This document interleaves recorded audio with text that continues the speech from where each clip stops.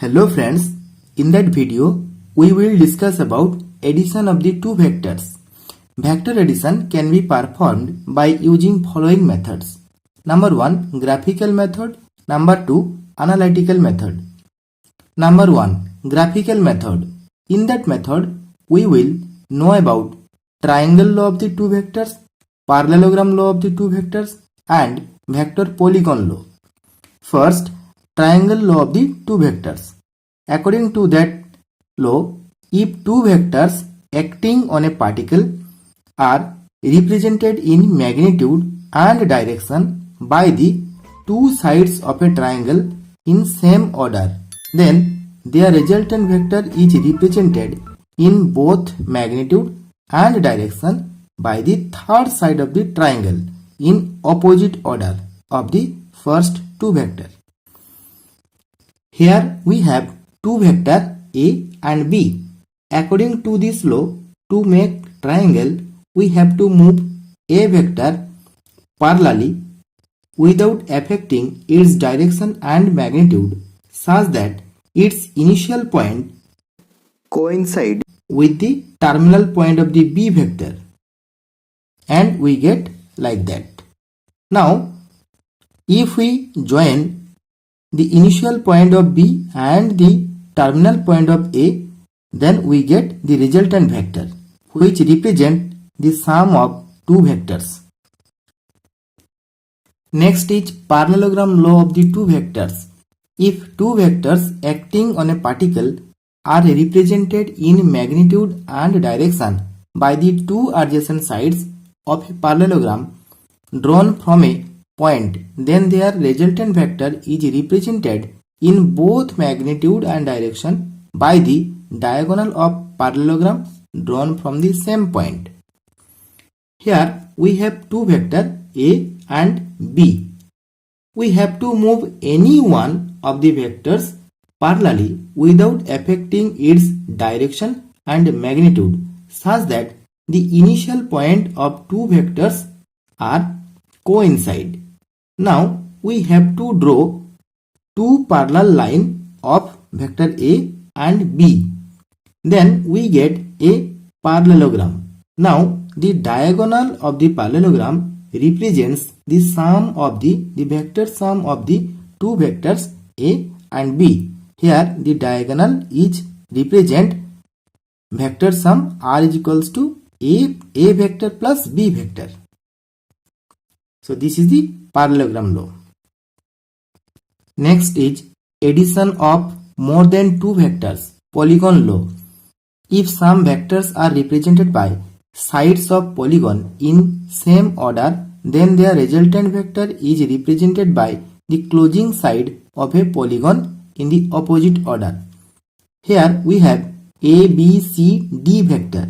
Now we have to arrange this vector in such that terminal point of the A vector coincide with initial point of the B vector and so on. Now the closing side, here OT, which is the in opposite order, which represent the resultant vector. Now here OP is A vector, PQ is B vector. According to triangle law, OQ is the resultant of the A and B vector. So it is A vector plus B vector. Now OP and OA, its resultant vector is OS, which is A plus B plus C. Now OS and ST, its resultant vector is OT. So it is represented by R. R is equals to A plus B plus C plus D. That's how we can add more than two vectors by the polygon law. Here few cases. Case number 1.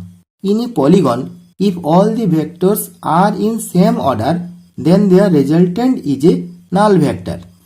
Number 2. If n vectors of equal magnitude are arranged at equal angles of separation, then their resultant is always 0. Next is analytical method. First, triangle law of vector addition. Let two vector A and B represented both in magnitude and direction by side OP and PQ of a triangle OPQ. A and B taken in the same order. According to triangle law, resultant R is given by closing side OQ. OQ is the resultant A plus B. Now we draw a perpendicular line on extended OP QN. Magnitude of R.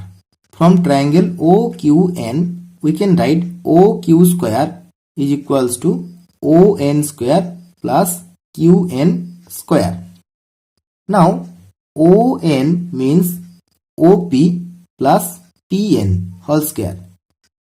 QN square as it is. From triangle QNP, sin theta is equals to perpendicular divided by hypotenuse. That means QN divided by PQ. Cos theta is equals to base by hypotenuse. This is PN by PQ. Now putting the value PN, this is PQ cos theta.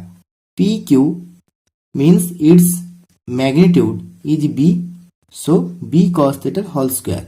OP means A and QN it is PQ sin theta. That means PQ means B, so B sin theta whole square. Now A square plus 2AB cos theta plus B square, it is equals to A square plus B square plus 2AB cos theta. So magnitude of resultant vector R is equals to root over A square plus B square plus 2AB cos theta. Direction of R. Suppose consider R vector make angle beta with A. So from triangle OQN, tan beta is equals to QN divided by ON.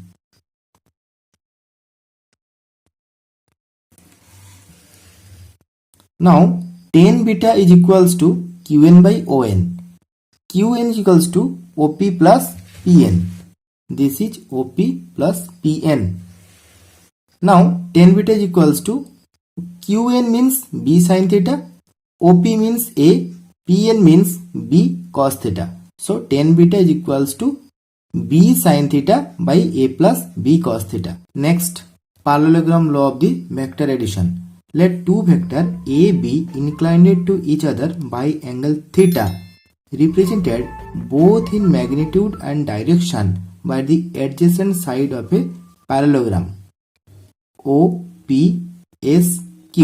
Now the resultant R is represented both in magnitude and direction by the diagonal OS.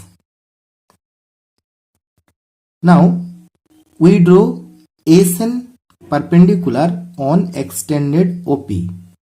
Now magnitude of R. From diagram